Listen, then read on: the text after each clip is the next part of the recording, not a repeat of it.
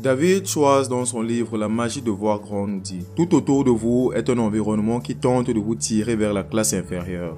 En effet, il y a un paradoxe fascinant qui persiste dans notre société. Bien que nous aspirions tous à une vie de confort, de sécurité et d'abondance, la réalité montre que la plupart des gens se battent toute leur vie sans jamais atteindre l'indépendance financière. Pourquoi cela se produit-il? Pourquoi tant de personnes semblent condamnées à la pauvreté malgré leurs efforts? Dans cette vidéo, nous allons plonger au cœur des raisons pour lesquelles la plupart des gens resteront pauvres, en explorant les pièges et les schémas de pensée qui les retiennent. Prenez donc de quoi noter et restez avec moi jusqu'à la fin de cette vidéo pour ne rien rater. Mais tout d'abord, si vous êtes nouveau sur cette chaîne et que vous aimez le type de contenu que je partage ici, je vous invite à vous abonner et à activer la cloche de notification afin de ne rien manquer de mes nouvelles vidéos. Et surtout, n'oubliez pas de laisser un commentaire pour partager votre avis avec nous. Et pour ceux qui souhaitent voir cette vidéo en accéléré, cela est possible en cliquant sur l'icône paramètres en bas à droite de votre fenêtre YouTube, puis sélectionnez l'option vitesse de lecture ou playback speed en anglais et choisissez la vitesse qui vous convient. C'est une dure réalité, mais la plupart des gens ne réussiront jamais vraiment, car l'attrait à la médiocrité est trop forte et beaucoup n'échapperont jamais à cette attraction. En effet, la plupart d'entre nous avons grandi au sein d'un environnement qui nous incitait à rester médiocres sans jamais oser rêver grand. On nous a fait comprendre qu'on devait se battre entre nous pour les 1% de la richesse mondiale. Mais est-ce vraiment la vie que nous avions imaginée quand nous étions tout petits? Je suis sûr que non. Nous aspirions à une existence où nos familles et nous serons en sécurité et où nous serions maîtres de nos vies. Mais force est de constater que plus les gens grandissent, plus ils abandonnent leurs rêves d'enfance et se contentent de survivre au lieu de vivre.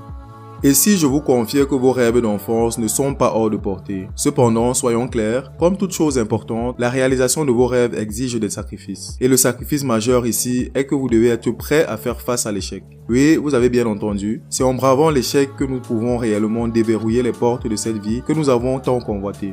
C'est donc là le nœud du problème, car la plupart des gens détestent l'échec, ou plutôt ont peur de l'échec, comme si c'était devenu ce monstre sous le lit, nous faisant douter de nos capacités et nous maintenons dans la médiocrité. C'est un nœud crucial à dénouer si nous voulons vraiment changer notre vie. En effet, la majorité d'entre nous considérons l'échec comme un jugement direct à notre valeur. Si nous n'atteignons pas nos objectifs, nous nous considérons comme étant des incompétents. Cette croyance étroitement liée à notre estime de soi nous pousse à avoir peur d'agir. Et c'est précisément cette peur qui nous retient dans la zone de confort de la médiocrité. Mais voici la vérité percutante. L'échec n'est pas l'ennemi de la réussite, mais son catalyseur. Si nous fuyons l'échec, nous nous privons de l'opportunité précieuse d'apprendre de nos erreurs. Et sans apprentissage, il n'y a pas de croissance, pas de progrès réel. Si vous désirez vraiment percer le secret du succès, voici un conseil simple mais puissant. Doublez votre taux d'échec. C'est un changement de mindset qui prendra du temps, mais que vous devez vous forcer à entreprendre. En effet, la société nous a appris à considérer l'échec comme un obstacle insurmontable, alors que la réalité est tout autre. Pour devenir la meilleure version de vous-même, vous devez changer votre perspective. Plutôt que de vous décourager face à l'échec, adoptez-le comme un enseignant précieux. Osez faire des erreurs, multipliez vos essais, car rappelez-vous que c'est là que réside le véritable succès. Laissez-moi être franc avec vous. Si vous évitez l'échec à tout prix, vous vous condamnez à une vie confortable mais ordinaire. Cependant, si vous aspirez à une vie extraordinaire, vous devez être prêt à encaisser de nombreux revers. L'échec apporte l'humilité profonde, il façonne votre caractère, vous apprend à rire de vos propres erreurs et à relativiser. Imaginez-vous comme une plante passant de l'ombre au soleil, votre croissance sera multipliée par 10. En ce qui me concerne, j'ai porté en moi un rêve pendant des années, celui de lancer ma propre chaîne YouTube. Cependant, le doute et la peur ont maintenu ce rêve dans l'ombre. J'avais tellement peur que mes contenus ne trouvent pas leur public, que les abonnés se fassent rares et que mon travail ne soit pas apprécié à sa juste valeur. Cette peur m'a maintenu pendant longtemps et j'ai fini par accumuler des brouillons de vidéos, mais je n'osais pas franchir le pas. J'avais écrit, planifié, mais l'action concrète de publier me semblait insurmontable. Le doute persistait. Que diraient les personnes autour de moi si mes vidéos ne suscitaient pas des abonnements?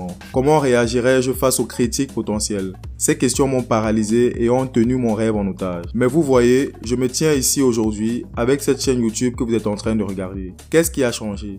J'ai réalisé que chaque créateur, chaque personne qui accomplit quelque chose de significatif a dû faire face à ces mêmes peurs. J'ai appris que le chemin vers la concrétisation de nos rêves est pavé de doutes et de défis, mais c'est là aussi que se trouve la croissance personnelle la plus profonde. Benjamin Hardy dit d'ailleurs, ne cherchez pas la louange, cherchez la critique. Si vous acceptez la possibilité d'un échec, vous vous ouvrez à un succès que vous n'aurez jamais imaginé.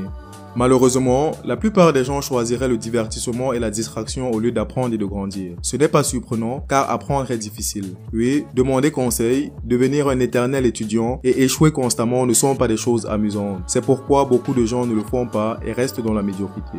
Vous devez donc être heureux quand quelque chose est difficile car cela signifie que vous allez compétir avec très peu de personnes. Je sais que donner la priorité à l'apprentissage et à l'autodiscipline peut être nouveau pour vous, mais sachez ceci, chaque jour que vous lisez un livre, des millions d'autres personnes dorment ou bien regardent la télévision. Chaque jour que vous vous levez plus tôt pour travailler sur vos projets, des millions d'autres dorment. Pour chaque jour où vous avez continué, des millions d'autres ont arrêté. Une fois que vous avez donné priorité à l'apprentissage, vous prenez conscience du 1% d'opportunités qui feront réellement changer votre vie. Plus important encore, ces opportunités ont incroyablement moins de concurrence, car la plupart des gens vont continuer à se battre pour des miettes. Je vous conseille donc de quitter la foule. Choisissez plutôt l'apprentissage et l'auto-éducation au divertissement et la distraction. Et si au fond de vous, vous ne pensez pas avoir ce qu'il faut pour être extraordinaire, rappelez-vous de la citation de Napoléon Hill qui dit que personne n'est prêt pour une chose jusqu'à ce qu'il croit qu'il peut l'acquérir. Les gagnants agissent comme des gagnants avant de devenir des gagnants. Ils croient pouvoir réussir et leur esprit commence à travailler sur comment y arriver. Aussi, vous devez éviter un autre gros frein au succès qui est la comparaison car cela finit par entraîner la jalousie. Et chaque moment que vous passez à être jaloux est comme un moment perdu. Nous n'avons pas beaucoup de temps dans ce monde, donc vous n'avez pas le temps d'être jaloux. Si vous regardez constamment les actions des autres, vous ferez rarement ce qui compte réellement pour vous. Vos valeurs et votre comportement auront du mal à s'aligner, vous rendant malheureux et vide. Au lieu de sombrer dans la médiocrité en voulant jouer le jeu de la comparaison, choisissez de dépenser ce temps pour travailler sur vous-même et sur vos projets. J'ai une fois entendu qu'être jaloux et plein de ressentiment, c'est comme boire du poison et attendre que l'autre personne meure. Cela m'a semblé tellement vrai. Et un des meilleurs conseils que j'ai entendu à ce sujet était 4 mots simples. Restez dans votre voie. Peu importe combien les autres accélèrent sur leur voie et peu importe combien de temps vous faites du surplace sur votre voie. Car si vous vous obstinez à regarder les voies empruntées par les autres, vous aurez un accident. Donc, concentrez-vous sur vous, apprenez tout ce que vous pouvez, expérimentez, échouez, découvrez ce qui fonctionne, c'est ainsi que vous allez créer une dynamique. Et un jour, en regardant autour de vous, vous serez émerveillé en voyant ce que vous avez accompli. Éliminez la jalousie, passez votre temps de libre à apprendre et à grandir. Choisissez le succès plutôt que la médiocrité, choisissez l'apprentissage au lieu du divertissement, choisissez la croissance personnelle plutôt que la jalousie, choisissez ce que vous voulez, pas ce que quelqu'un d'autre veut. C'est tout pour cette vidéo, merci d'avoir regardé jusqu'au bout. J'espère que vous avez apprécié cette vidéo. N'oubliez pas de liker et de vous abonner si ce n'est pas déjà fait. Et surtout partagez cette vidéo aux personnes que ça peut aider dans votre entourage. À bientôt sur ma chaîne YouTube. Ciao ciao.